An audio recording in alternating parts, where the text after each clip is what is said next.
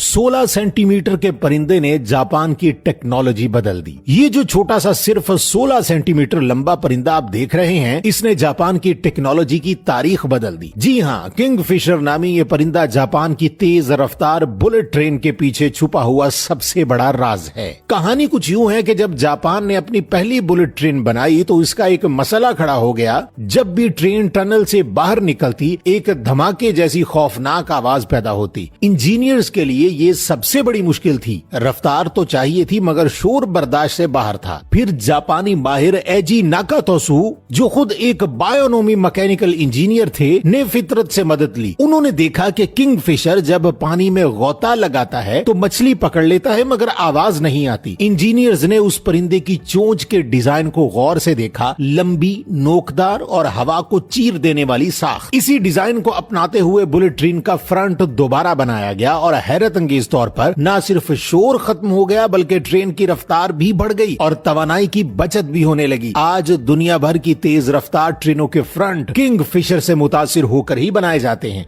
ये कहानी साबित करती है कि कुदरत सबसे बड़ी इंजीनियर है, बस देखने वाली आंख चाहिए।